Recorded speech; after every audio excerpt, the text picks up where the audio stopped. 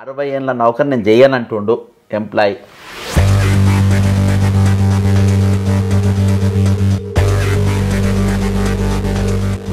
మార్పులు అనేది అక్కడి నుంచి రావాలి. నేను అక్కడికి గవర్నమెంట్ స్కూల్స్ నుంచి, గవర్నమెంట్ హాస్పిటల్ నుంచి, ఎడ్యుకేషన్ ఎంపవర్మెంట్.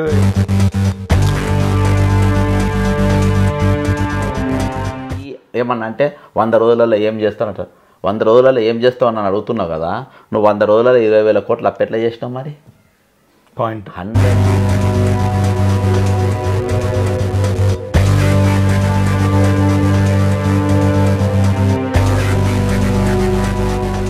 ఏమున్నది అన్న. జైల్లో ఉన్న ఖైదీలు 75 రూపాయల భోజనం అన్న డైలీ. భావి భారత పౌరునికి ఈరోజు హాస్టల్లో పెట్టే భోజనం ఖరీదు 35 రూపాయలు.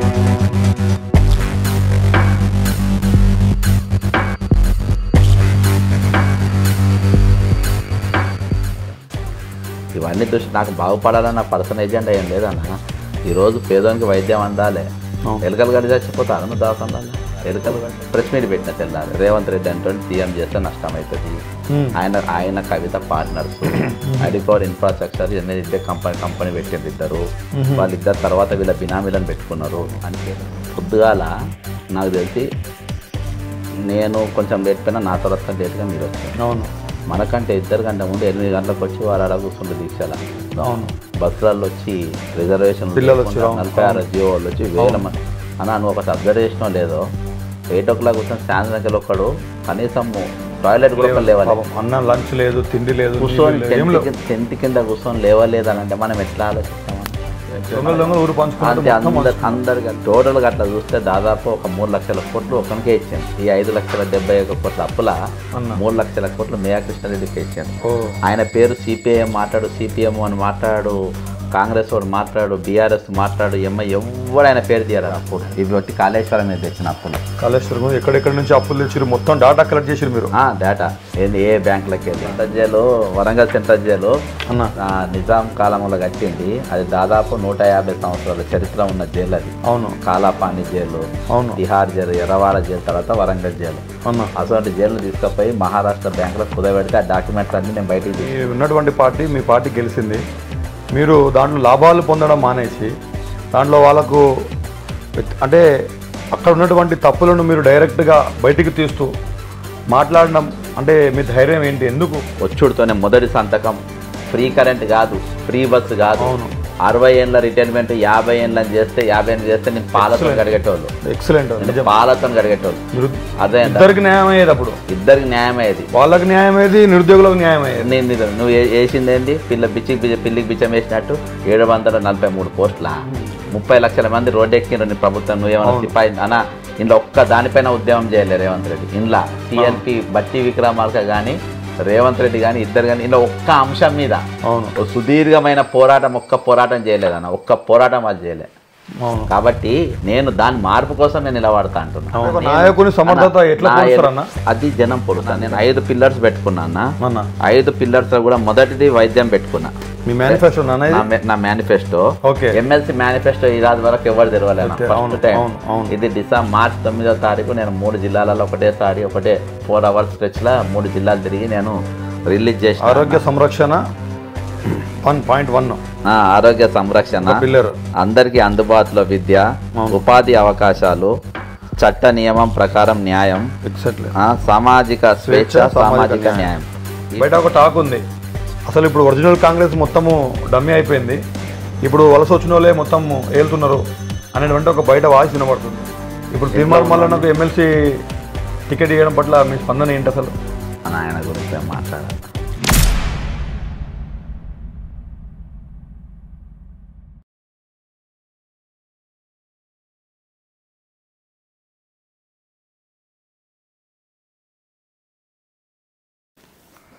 హాయ్, హలో, నమస్తే మై డియర్ ఫ్రెండ్స్. ఈ వీడియో ఒక ప్రత్యేకమైనటువంటి వీడియో.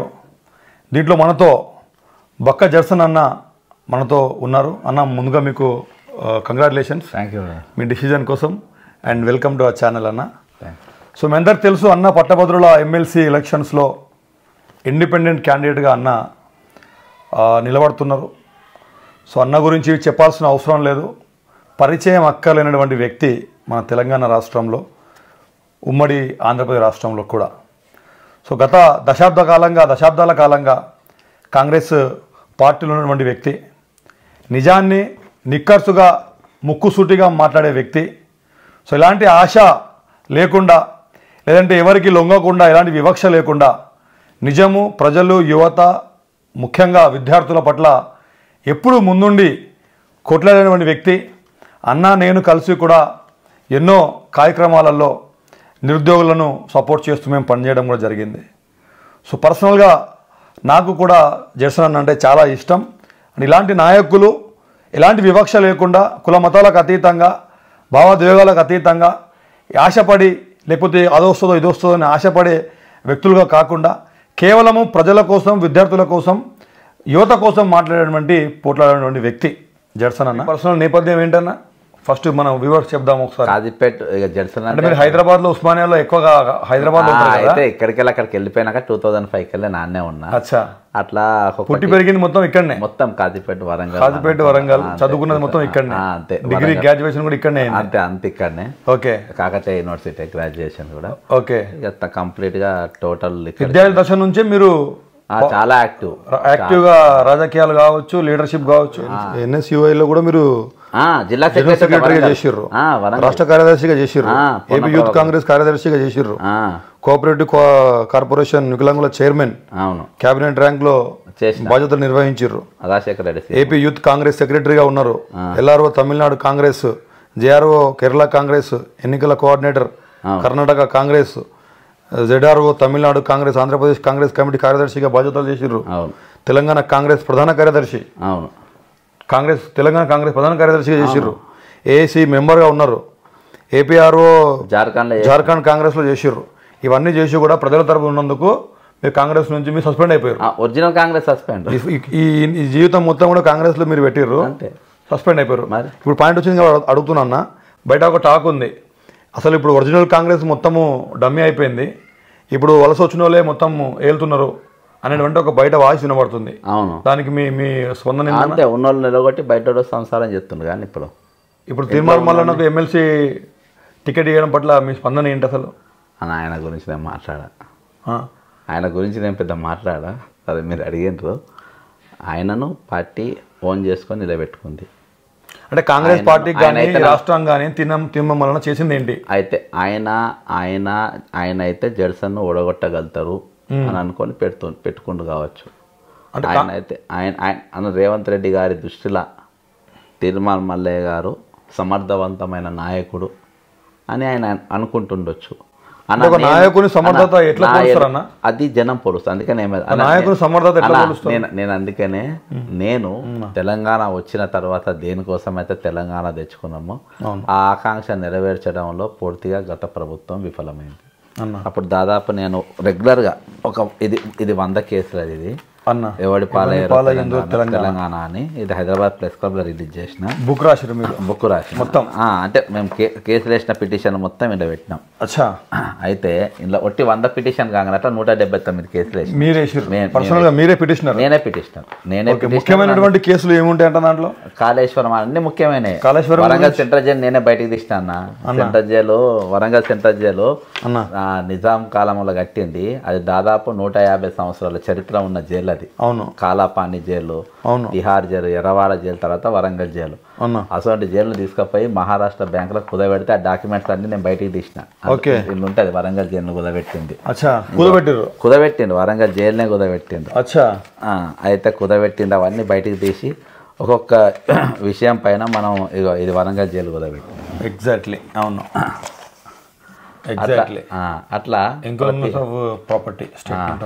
అట్లా ప్రతి ఇష్యూ పైన 1150 కోట్ల రూపాయలు తీసేది దీని మీద. అవును, క్లారిటీ ఉంది. అది కట్టింది ఇది తెలంగాణ పేరు మీద తెచ్చిన అప్పులు ఇవి అవన్నీ మనం డాక్యుమెంట్ సహా బయటికి పెట్టినాం.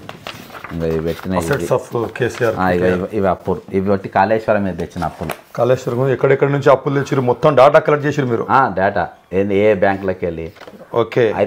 అయితే ఇవన్నీ కంప్లీట్గా బయటకు తీసినాం, పబ్లిక్లో తీసుకుపోయినాం, ఎడ్యుకేట్ చేసినాం, ఏమేమి కుదబెట్టింది ఏంటిది అన్నీ అట్లా మనం ప్రతి ఇష్యూ పైన మేము కొట్లాడినాం. ప్రతి ఇష్యూ అని ధరణికి వెళ్ళి మొదలుపెట్టి ఈరోజు ధరణి అని అంటే ధరణి స్కామ్ అంటారు. అసలు వాటి ధరణి స్కామ్ అంటే ఎవరికి తెలియదు. ధరణి దాన్ని నడిపెట్టడానికి ఒక ఫోన్ నెంబర్ ఉండదు, వెబ్సైట్ ఉండదు, అడ్రస్ ఉండదు, ఏముండదు దానికి, వాని పేరు కూడా ఉండదు. అది మనం బయటకు తీసినాం అది క్వాంటాలా అనే కంపెనీ తీసిండ్రు, తర్వాత టెరాసిస్గా మార్చిండ్రు. నడిపెట్టని పేరు శ్రీధర్ గజరాజు వాళ్ళ చుట్టము సత్యం రామలింగరాజు ఏది 2005లో సత్యం కుంభకోణంలో ఇరుక్కిండు. ఆయనకున్న 500 ఎకరాల భూమి ఈడీ ఐటీ ఇద్దరు కలిసి స్వాధీనం చేసుకుంటారు. అది తీసుకోనికి ప్రయత్నం చేస్తే 8,000 కోట్ల రూపాయలు కట్టమన్నారు. అది వీళ్ళు కట్టకుండా ఈ ధరణి అనేది సృష్టి అక్కడికి వెళ్ళి జరిగింది. దాని చరిత్ర అంతా బయటకు తీసి మన సిబిఐ ఈడీలు అన్నిటిలో ఇచ్చినామన్న. ఇవాళ కూడా అది అదే విధంగా నాకు కాంగ్రెస్ పార్టీలో ఈరోజు అన్ని నిర్విరామంగా కొట్లాను, పబ్లిక్ తెలుసు మనకు. అన్న నేను తప్ప ఈరోజు ఇవాళ నేను చెప్తున్నది ఏంటంటే అందరికి కూడా కోపం వచ్చిందంటే ఈరోజు సిండికేట్ ప్రభుత్వం నడుస్తుంది. ఎవరు కూడా ఈరోజు 1,51,00,000 కోట్ల రూపాయలు 1,000 కోట్ల రూపాయలు కాళేశ్వరం, 45,000 కోట్లు మిషన్ భగీరథ, మన ఊరు మనబడి మేయా కృష్ణారెడ్డికే ఇచ్చిండ్రు. అట్లా దాదాపు మన బస్సులు కొనుగోలు మేయా కృష్ణారెడ్డికే ఇచ్చిండ్రు. టోటల్గా అట్లా చూస్తే దాదాపు ఒక 3 లక్షల కోట్లు ఒకనికే ఇచ్చాను. ఈ 5,71,000 కోట్ల అప్పుల 3 లక్షల కోట్లు మేయా కృష్ణారెడ్డికే ఇచ్చారు.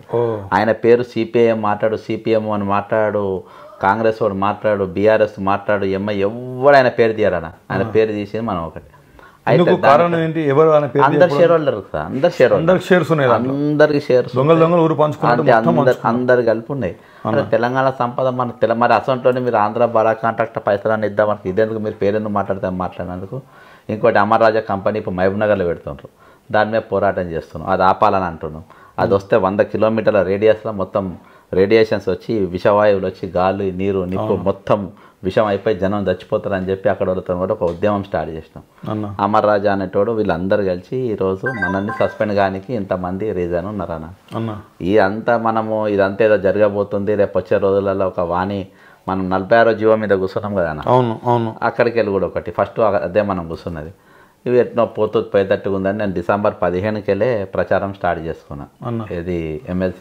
ఒక ప్రశ్న అన్న, నాకు నేను ఆపుతున్నా మిమ్మల్ని. జనరల్గా పార్టీ గెలిచింది, మీరు ఎన్నో సంవత్సరాల తరబడి మీరు కాంగ్రెస్ పార్టీ కోసం పనిచేస్తూ కార్యకర్తగా ఉన్నారు. చాలామంది పార్టీ గెలిచే టైంలో బయట నుంచి లోపలికి వచ్చి లాభాలు పొందుతుర్రు, గెలిచిన తర్వాత లాభాలు పొందుతుర్రు. మరి మీరు ఉన్నటువంటి పార్టీ, మీ పార్టీ గెలిచింది, మీరు దాంట్లో లాభాలు పొందడం మానేసి దాంట్లో వాళ్ళకు అంటే అక్కడ ఉన్నటువంటి తప్పులను మీరు డైరెక్ట్గా బయటికి తీస్తూ మాట్లాడడం అంటే మీ ధైర్యం ఏంటి? ఎందుకు అంటే మీకు స్వార్థం లేదా? అంటే నేను కూడా బాగుపడాలని మీకు లేదా అన్న? మీరు సాక్ష్యం, నేను మీరు ఉన్నదే చెప్తా కొత్త. అవును మనం ఒక దీక్షలో కూర్చున్నాం. అవును. పొద్దుగాల నాకు తెలిసి నేను కొంచెం లేట్ పోయినా, నా తర్వాత లేట్గా మీరు వచ్చాను. అవును. మనకంటే 2 గంటల ముందు 8 గంటలకు వచ్చి వారు అలా కూర్చుంటే దీక్షల. అవును. బస్సులలో వచ్చి రిజర్వేషన్లు 46 జియో వాళ్ళు వచ్చి వేల మంది అన్న. నువ్వు ఒక అబ్జర్వేషన్ లేదో 8 o'clock కూర్చొని సాయంత్రం ఒకడు కనీసం టాయిలెట్ కూడా లేవాలి, అన్నం లంచ్ లేదు, తిండి లేదు, కూర్చొని టెంట్ కింద కూర్చొని లేవలేదు అని అంటే మనం ఎట్లా ఆలోచిస్తామన్నా? మనం బాగుపడాలని ఎట్లా ఆలోచిస్తాం చెప్పి. అది నా ఫోటో నమ్మకంతో అంతమంది ఆ ఫోటో నా కళ్ళల్లో ఇట్లా ఉన్నది. ఇంకోటన్నా, నేను పార్టీని గెలిపించడానికి కీలక రోల్ అన్న. కాంగ్రెస్ పార్టీ అధికారంలోకి వస్తాను ఏ నాయకునికి నమ్మకం లేదు. తర్వాత మీడియా మేనేజ్మెంట్ 30వ తారీఖు ఎన్నిక అయిపోతే నేను 1వ తారీఖే December 1వ తారీఖు ప్రెస్ మీట్ పెట్టిన తెల్లారు. రేవంత్ రెడ్డి అంటే సీఎం చేస్తే నష్టం అవుతుంది, ఆయన కవిత పార్ట్నర్స్ అడికోర్ ఇన్ఫ్రాస్ట్రక్చర్ ఇద్దరు కంపెనీ పెట్టిండ్రు ఇద్దరు. వాళ్ళిద్దరు తర్వాత వీళ్ళ బినామీలను పెట్టుకున్నారు అని పేర్లతో సహా చూపించి వీళ్ళని పెడితే డేంజరు అని చెప్పినాం. ఇవాళ జరుగుతుంది వాస్తవం. అంతే.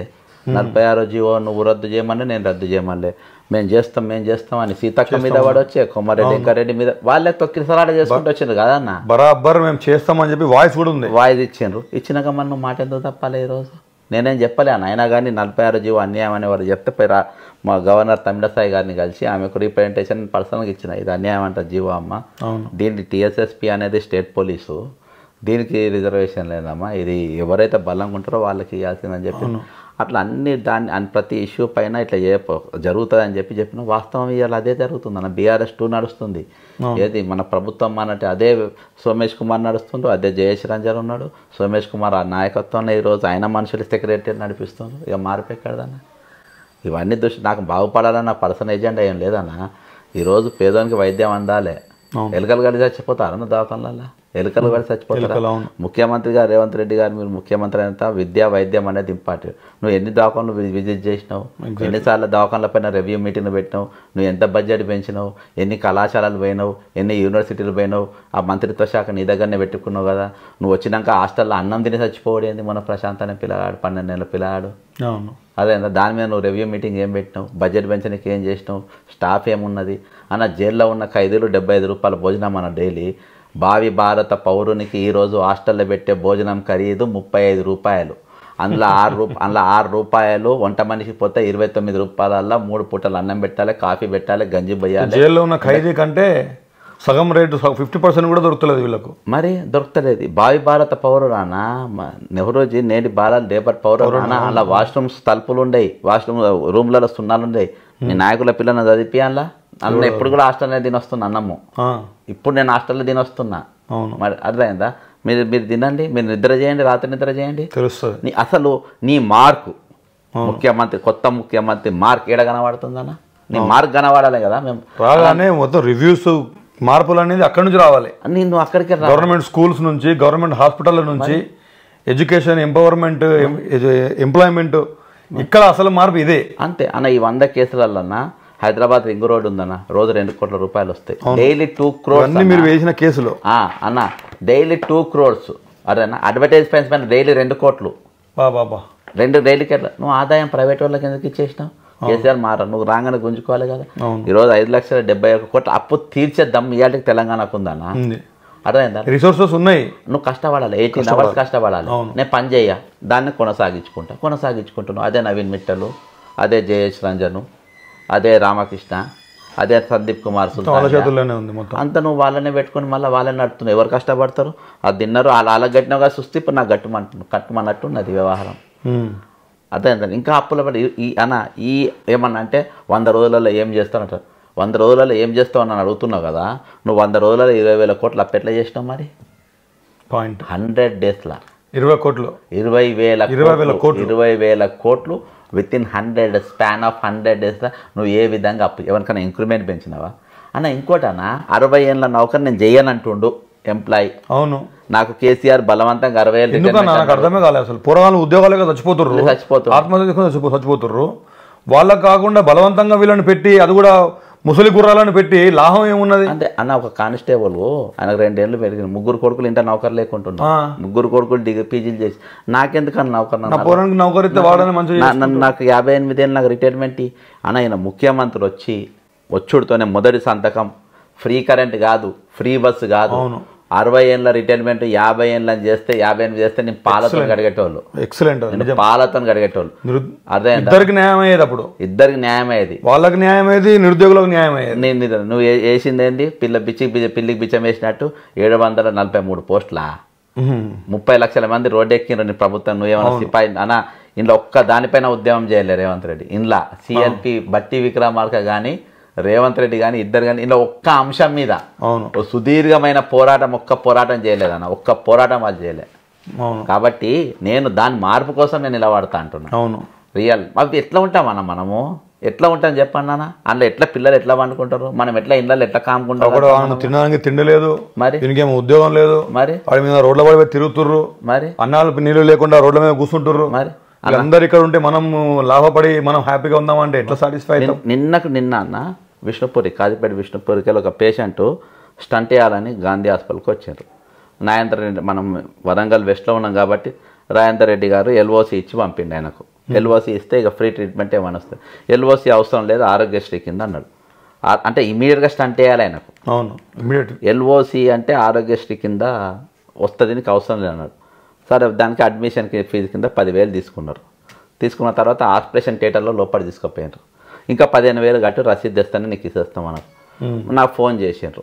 ఫోన్ చేసి నేను మళ్ళీ వాళ్ళకి వీళ్ళకి అందరికి ఫోన్ చేసి 15,000 కట్టాల్సిందే అంట బాబు, అది ఎల్ఓసి 15,000 కూడా కట్టింది.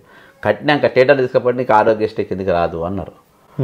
ఆపరేషన్ థియేటర్ పేషెంట్ బయటికి తీసుకొని వచ్చి ఆడబెట్టి మళ్ళీ నిన్న ఆయన పోయి దాన్ని ఆరోగ్యశ్రీ అదే అంటే నేను చెప్తున్నానా, నువ్వు వైద్యం చేసుకుని అన్ని కష్టాలు ఎందుకు నీకు? అవును, లోపల పోయి ట్రీట్మెంట్ తీసుకొని రావాలి. 1 క్లిక్ ఉండాలి అంతే. మరి 1 క్లిక్ ఒక నంబర్ చెప్పినామో అయిపోవాలి అంతే. అది నీ రూల్స్ అనేది విద్యకైనా వైద్యకైనా నేను అందుకే నువ్వు అది పెట్టుకోవాలి. నువ్వు కార్డు ఇచ్చి ఆ కార్డు చూడగానే అయిపోవాలి. స్కాన్ చేస్తే అయిపోవాలి. అది పెట్టాలి. నువ్వు అందులో ఇదివరకు రాజశేఖర రెడ్డి ముఖ్యమంత్రి ఉన్నప్పుడు ఆ సీఎం క్యాంప్ ఆఫీస్ పోతే అప్పటిదప్పుడు నేను రాసేటప్పుడు సాయంత్రం వరకు సర్జరీ అన్న. హార్ట్ పేషెంట్ నువ్వు 3 రోజులు పెడితే అది చచ్చిపోతే. అవును, నేను అట్లా వరంగల్కే 2కి చేపించిన. నాకు తల ప్రాణం తోకొచ్చింది. ఏది నిమ్స్ దవాఖానలో చెప్పియానికి, నిమ్స్ హాస్పిటల్ ట్రీట్మెంట్ ఇప్పియానికి తల ప్రాణం తోకొచ్చింది. ఎందుకు? అది ప్రభుత్వం వల్ల. చచ్చిపోయినట్టే. నేను చెప్పబోయేది ఏంటంటే మీరు ఆ 2 రంగాలలో ఇయాల్టి వరకు దాన్ని మెరుగుపరిచే ప్రయత్నం ఎందుకు చేస్తలేరు? ఎందుకు హాస్పిటల్లో పోతలేరు? మార్పు అక్కడ రాలేదంటారు మీరు? అన్న నేను 5 పిల్లర్స్ పెట్టుకున్నా. 5 పిల్లర్స్ లో కూడా మొదటిది వైద్యం పెట్టుకున్నా. నా మేనిఫెస్టో ఎమ్మెల్సీ మేనిఫెస్టో ఈ రాజు వరకు ఎవరు తెరవలేను. ఫస్ట్ టైం ఇది మార్చి 9వ తారీఖు నేను 3 జిల్లాలలో ఒకటేసారి 4 hours స్ట్రెచ్ లా 3 జిల్లాలు తిరిగి నేను రిలీజ్ చేసిన. ఆరోగ్య సంరక్షణ 1.1 ఆరోగ్య సంరక్షణ, అందరికీ అందుబాటులో విద్య, ఉపాధి అవకాశాలు, చట్ట నియమం ప్రకారం న్యాయం, సామాజిక స్వేచ్ఛ, సామాజిక న్యాయం. వీటిపైన ఇక అన్ని డెవలప్ చేసుకుంటా పోయినా. ఇది నేను ఎంత వర్క్ చేస్తే నేను ఈ విధంగా చేయగలుగుతాను. లాస్ట్లో మా బయోడేటా కూడా పెట్టినాం. 46 జీవో పెట్టినాం, 317 పెట్టినా. అవును, ఒక్కొక్క సబ్జెక్ట్ మీద ఎంత కసరత్తు చేస్తే ఎట్లా చేయగలుగుతాం మనం. నాది నేను ప్రభుత్వాన్ని మార్చడానికి కష్టపడ్డది ఇది ఫైల్ ఇవన్నీ మీరు చేసిర్రు అన్నా. మీరు ఓపెన్ ఛాలెంజ్ చేయొచ్చు. రేవంత్ రెడ్డి గారు ఇలా మీరు దేని మీద పోరాటం చేశారు? కింద నా సంతకం ఉంటుంది, పైన 2 అడ్రస్ ఉంటుంది, టేబుల్ ఉంటుంది. ఇలా దేని మీద మీకు సాఫ్ట్ కాపీ కూడా నేను పంపిస్తాను. దీని మీద మీరు ఏం ఉద్యమం చేసిన రేవంత్ రెడ్డి గారు అడగాలి. నంబర్ 1 ఏం సిపాయి పని చేస్తే ఈ రోజు ప్రభుత్వం వచ్చింది అన్న. దానికోసం ఆ రోజు మేము ఉద్యమం మనం అందరం చేసినాం, ప్రభుత్వం మారింది. నేను ఈరోజు ఎమ్మెల్సీ దేనికోసం కాబోతున్నా అనేది నా నిర్దిష్టంగా నాకు ఒకటి ఉందన్న. అన్న ప్రభుత్వాన్ని ఈరోజు నేను ఇది 1000 mm స్టీల్ లెక్క తయారైంది ప్రభుత్వం. దాన్ని బెండ్ చేయాలి ఖచ్చితంగా. ఈరోజు ప్రజలకు అప్పు కాదు, వాళ్ళకు ఫలం అందాలి. ఈరోజు తెలంగాణలో ప్రతి పౌరునికి తెలియకుండా ఈరోజు దాదాపు 2 లక్షల అప్పుకు దగ్గర చేరుతుండు. దగ్గర రోడ్డు మీద పెరుగుతూ ఉంటాయి కదా, నువ్వు కొత్త అప్పులు 20,000 కోట్లు చేస్తా అవి నా మీద పెరుగుతూనే ఉన్నాయి. కాబట్టి ప్రభుత్వాన్ని ఖచ్చితంగా వాళ్ళను వంచే పని చేయాలి. ఈరోజు నేను పూర్తిగా దీనిపైన కట్టుబడి ఉన్నాను. నేను దీంతో నేను ఒక్కరిని ఏం చేయను. దీనికి అన్వర్ భాయ్ కావాల్సిందే, తెలంగాణలో ఉన్న యువతంతా రావాల్సిందే, రాజకీయ నాయకులకు అసలు నాకు అర్థమైతే లేదు. ఒక్కొక్కడు పోయిన ప్రభుత్వాలు లక్షల కోట్లు అప్పు చేసి పెట్టిపోయింది. ఇప్పుడు మళ్ళీ తెగబడి ఇంత అసలు తిండి లేని మొత్తానికే ఉండలేదు కదా అన్న. పేదోడు అయిపోతుంది కదా అన్న. ఇప్పుడు కాంట్రాక్టులు వాళ్ళకే పోతున్నాయి అన్న. 70 ఏళ్ళ స్వాతంత్ర దేశంలో నేను ఈరోజు నాకు విద్య నా మేనిఫెస్టోలో ఇది ఉండాలన్న. ఇది అవసరం అన్న. అవును, విద్య అవసరమా? నాకు వైద్యం అవసరమా?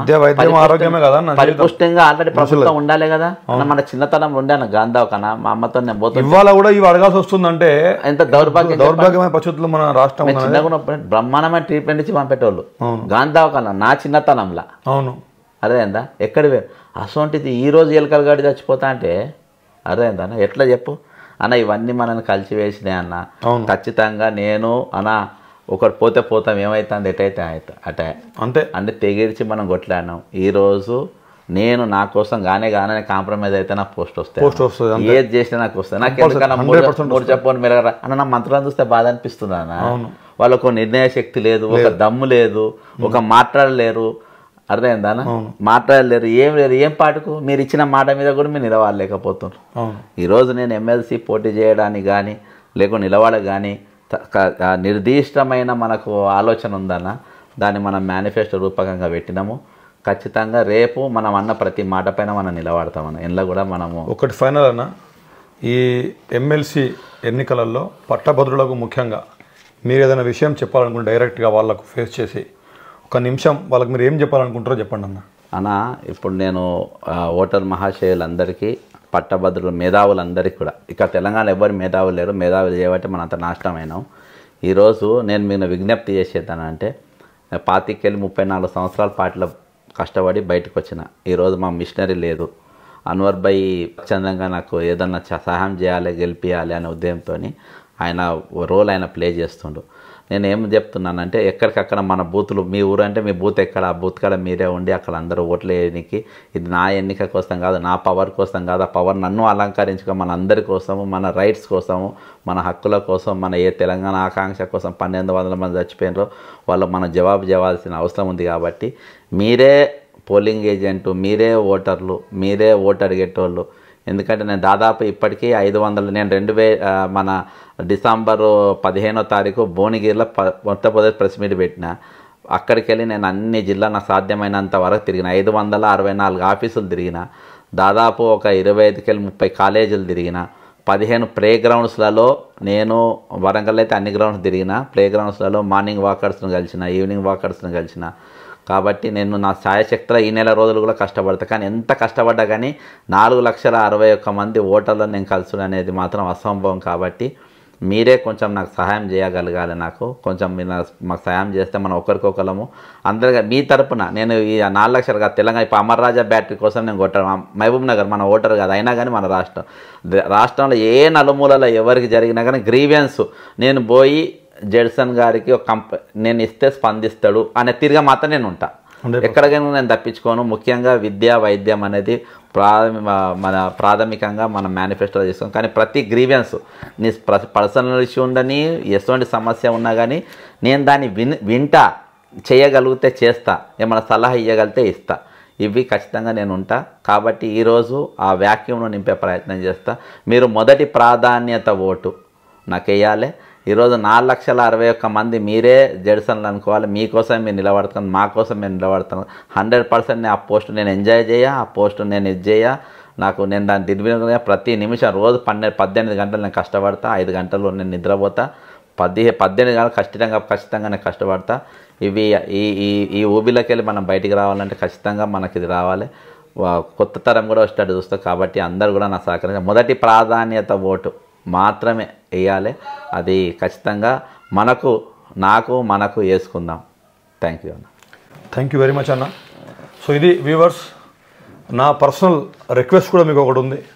ఏంటంటే ఈరోజు మీరు చూస్తున్నారు, ఇవాళ కాంగ్రెస్ గవర్నమెంట్ కావచ్చు, అంతకు ముందు కావచ్చు, ఎప్పుడైనా సరే నిరుద్యోగులకు లేదంటే ఉద్యోగార్థులకు ఏదైనా సమస్య వచ్చింది, ఏదైనా రిక్వెస్ట్ చేసుకోవాలి, గవర్నమెంట్కి ఏమైనా చెప్పాలి అని అంటే ఎవరిని కలవాలి, ఎక్కడికి పోవాలి, మంచికి ఒక దిక్కు, మంచికి ఒక పుట్ట, ఒక చెట్టు చూసుకుని పోయే పరిస్థితి ఉండే. కానీ అన్న జడ్సన్ అన్న ఆయనకు అట్లా పరిస్థితి అట్లా ఉన్నా కూడా అందరికంటే ఎక్కువ యోధునిలాగా కొట్లాడుతుండు.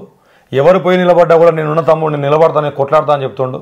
తన స్వార్థం చూసుకోకుండా ఇవాళ ఫ్రూట్స్ తినే టైంలో ఆయన వచ్చి ఎండలో వచ్చి చెమటలు పోసుకుంటూ ఇక్కడ మాట్లాడుతుండంటే కేవలము ఆయన జీవితం మొత్తం కూడా నాకు తెలిసి నిరుద్యోగులకు, యువతకు, ఈ సమాజం కోసం ఆయనే దారపోసిండు. కాబట్టి ఇవాళ మన బాధ్యత ఇది. ఇలాంటి ఇండిపెండెంట్ క్యాండిడేటే కావచ్చు ఆయన, కానీ ప్రజల మనిషి ఆయనే, యువత మన విద్యార్థుల మనిషి, మన కోసం నిలబెట్టాడు. ఖచ్చితంగా 100% ఇవాళ ఆయనని గెలిపించుకోవాల్సిన బాధ్యత మనందరికీ కూడా ఉంది. ఇవాళ గవర్నమెంట్లో ఉండి అయ్యా బాంచన్ అంటే ఆయనకు మంచి పొజిషన్ వచ్చేది. కానీ నేను ప్రజల వైపు ఉంటా అని చెప్పిండు. పార్టీల వైపు, గవర్నమెంట్ల వైపు లేడు, ప్రజల వైపు, విద్యార్థుల వైపు ఉన్నాడు. కాబట్టి ఇవాళ ఇలాంటి వ్యక్తులను మనం గెలిపించుకుంటేనే రాబోయే రోజుల్లో రాబోయే సమాజానికి ఒక మంచి మెసేజ్ పోతుంది. సో జెన్యూన్ పర్సన్స్ ఎప్పుడైనా గెలుస్తారు అని చెప్పి తెలుస్తుంది. ఆపోజిట్లో ఎవరైనా ఉండనివ్వండి, అందరూ కూడా ఏ చెట్టు మీద గాలి ఎక్కువ ఉంటే, ఏ చెట్టుకు నీడ ఉంటే ఆ చెట్టు కింద పోయి నిలబడతారు. రేపు మళ్ళీ ఎవరైనా అంతకంటే మంచి పోస్ట్ ఇస్తామంటే ఇది వదిలిపెట్టి అటు వెళ్ళిపోతారు. కానీ అన్నీ వదిలిపెట్టి మన కోసం వచ్చిండు, ప్రజల కోసం, యువత కోసం వచ్చిండు. ఇది మన బాధ్యత. ప్రతి ఒక్కరు ఓన్ చేసుకోండి. ఈ వీడియో కింద కామెంట్ చేయండి. ఎక్కడ ఏ సోషల్ మీడియాలో వీడియో వచ్చినా కూడా ఎమ్మెల్సీ వరంగల్, నల్గొండ, ఖమ్మం ఈ 3 జిల్లాలకు సంబంధించినటువంటి ఎమ్మెల్సీ క్యాండిడేట్ బక్క జడ్సన్ అన్న అవుతున్నారో ఇండిపెండెంట్గా నిలబడుతుర్రు. మీకు ఎప్పటికప్పుడు అప్డేట్ కూడా ఇస్తూ ఉంటారు. మే 3 రోజు అన్న నామినేషన్ వేస్తుర్రు. స్వచ్ఛందంగా ప్రతి ఒక్కరు కూడా నామినేషన్ ఎక్కడుందో మళ్ళీ మన ఛానల్లో మేము చెప్తాం, ఇన్స్టాగ్రామ్లో కూడా చెప్తా. అందరూ కూడా స్వచ్ఛందంగా రండి. అన్న మన కోసం ఇన్ని రోజులు వచ్చిండు, ఇక అన్న కోసం మనం అందరం రావాలి. ఇది పార్టీలకు అతీతం, ఇది పార్టీలకు సంబంధించి సంబంధం లేదు. కాంగ్రెస్ వాళ్ళు కావచ్చు, టీడీపీ వాళ్ళు కావచ్చు, టీఆర్ఎస్ వాళ్ళు కావచ్చు, ఇక్కడ ఉన్నటువంటి వేరే బీజేపీ పార్టీ వాళ్ళు కావచ్చు, ప్రతి పార్టీ వాళ్ళు అన్నల్ని ఇష్టపడే వాళ్ళు ఉన్నారు. అన్న అంటే ఆయన చేసినటువంటి ఆ సర్వీస్ ఇష్టపడే వాళ్ళు ఉన్నారు. కాబట్టి నిజానికి ముందు నుంచి కాంగ్రెస్ పార్టీకి చాలా విధేయతగా పనిచేసిండు. కాబట్టి ప్రతి ఒక్కరు కూడా నిజంగా అన్న యొక్క భావాలను ఇష్టపడే వాళ్ళు ఉన్నారు. కాబట్టి వాళ్ళందరూ కూడా అన్నను బలపరచండి. మొదటి ప్రాధాన్యత ఓటు బక్కజాసన్ అన్నకు వేయండి. ఖచ్చితంగా గెలిపించి ప్రజాస్వామ్యాన్ని గెలిపించాలని నేను కూడా మనస్ఫూర్తిగా కోరుకుంటున్నా. థ్యాంక్ యూ వెరీ మచ్ అన్న. థ్యాంక్ యూ అన్న. మీకు thank you. All the very best. డెఫినెట్గా మీరు గెలుస్తున్నారు. Thank you.